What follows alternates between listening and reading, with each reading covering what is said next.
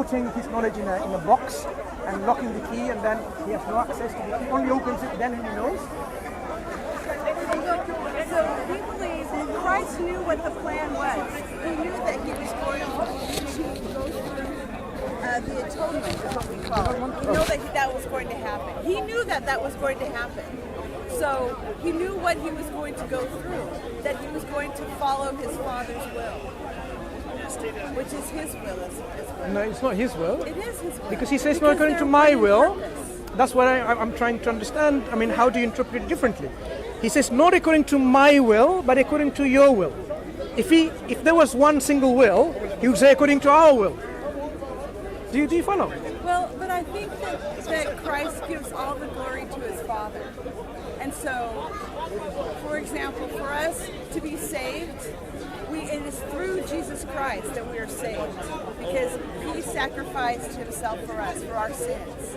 And so, through the will of his Father, he is also given. They're one in purpose. And so, I think that, what am I trying to say? Where help me out this way? I can't remember. I lost my train of thought. No worries. The idea, the concept that you have, God sacrificing himself, his own life.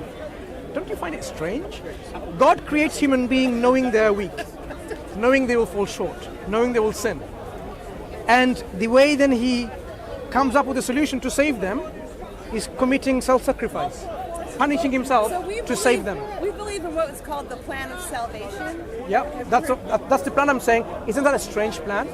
No, I don't think so. Killing himself? Killing himself to save. He paid for the price of all of our sins. So what do we do then? What do we do as human beings to deserve a sin? To deserve the sin, or to deserve him paying for our sins? We want to follow the commandments, follow God's will. That's what we do. That's what we're trying to do here on earth. But we have our free agency to choose good or evil. Yeah. Right or wrong. So we choose right and wrong. When does this choice arise? When is the first time that this choice actually arises for a person?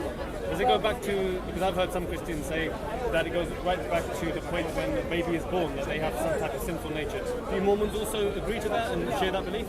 So a baby is born innocent? Yes. So I take it that we don't baptize children, or we don't baptize. Right. So a baby is born. We have it at the age of accountability is 8 years old. 8, right. Yes. Okay. So you've got a fixed date, not a date that is flexible? Well, there or thereabouts. Yeah, thereabouts. So you have, if someone converts to the Mormon faith, then they could be baptized at 19, okay. 32, whatever age. But 8 is the general age for members of the church.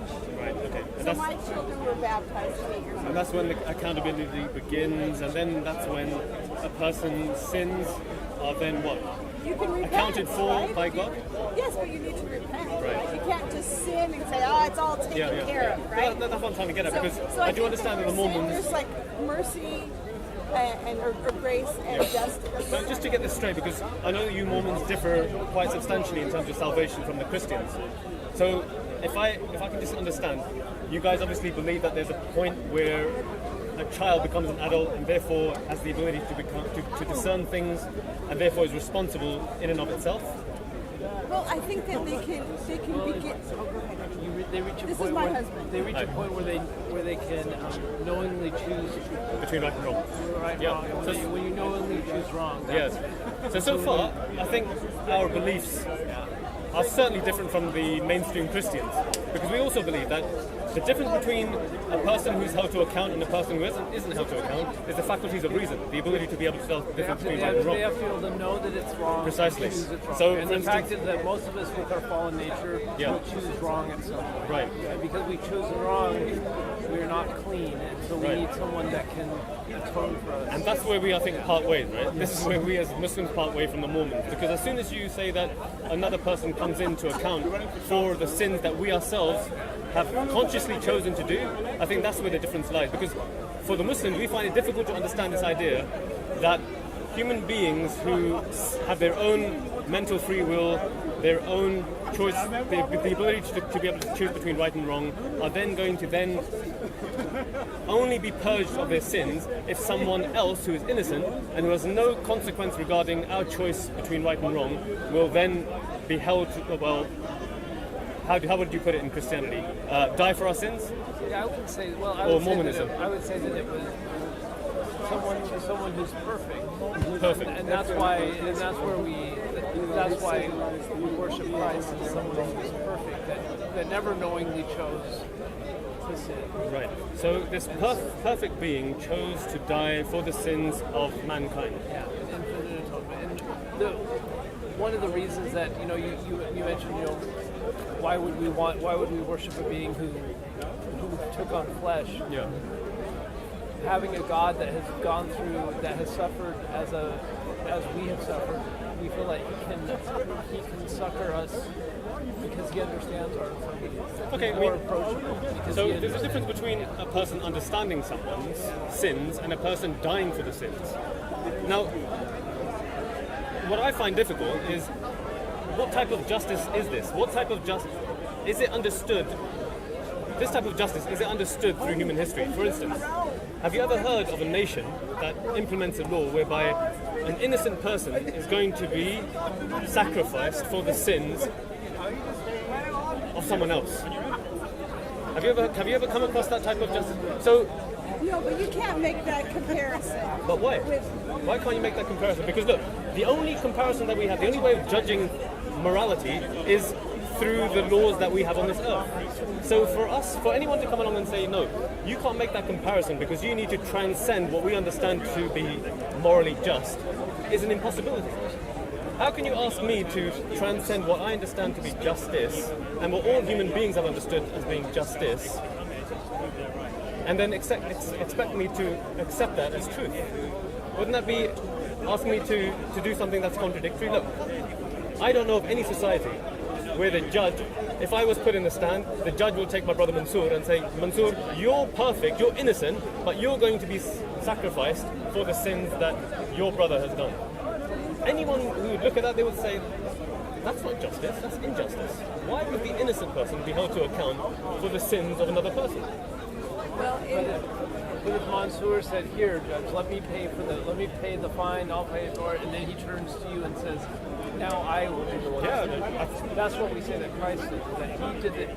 He sacrificed, but then we go through him. He's the one that determines salvation. Okay, but that still doesn't.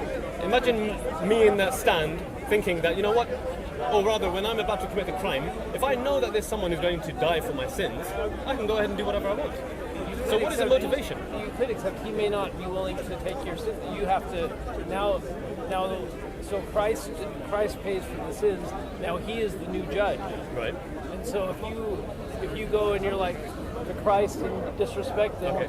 then you still. So what if I come out of jail and I commit the same sin again? Will Christ again die for my sins? Because he's already paid for my sins. I've come out of jail now. I'm an innocent person, but I go and commit another crime. Will Christ against? In other words, what I'm trying to get across to you here is, if this idea of the innocent dying for the guilty, whereby the guilty are then allowed to go off scot-free, is justice, it makes a mockery of morality and the way society would function. Because then anyone can go around to do whatever they want, knowing that there's someone waiting in the wings to die for my sins. Well, I mean, it's hard for me to debate the philosophical background about the whole thing. I just know that on a personal basis, that when I don't want... Appreciate it. And What's your name, brother? I'm Troy. I'm Troy. Troy. Yeah. Troy, Hamza. Pleasure meeting you. Troy, look. I have a number of friends that are Muslim. I appreciate, the one thing I appreciate with my Muslim friends is that we'll both read our scriptures and we both pray regularly, and I feel like I have more in common with people of faith than I do with the secular world who scoffs at. But in the end, Troy, whether that, although that's a noble thing and it's a wonderful thing, because the whole point of being amongst different people is that you try and break down barriers so that you live in relative harmony. But in the end, Troy, you're going to end up in the same place that I'm going to end up, which is in front of our Lord. And whether I was speaking nicely to Troy or whether Troy was speaking nicely to me is not going to absolve us from the absolute judgment that we're going to have to face in the hereafter. So Troy, the question here is, we need to get things right now.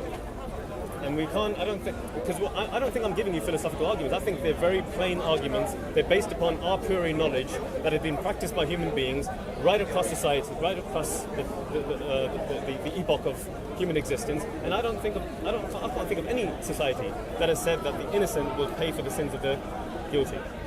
And the thing here is, do you believe in original sin? You guys have that concept of original sin? You know, Adam doing a sin and mankind will inherit that sin and therefore Jesus to come down and pay for that sin? Not in the traditional Christian. Not in the traditional. So in what way then? Is there any type of inheritance of sins from Adam?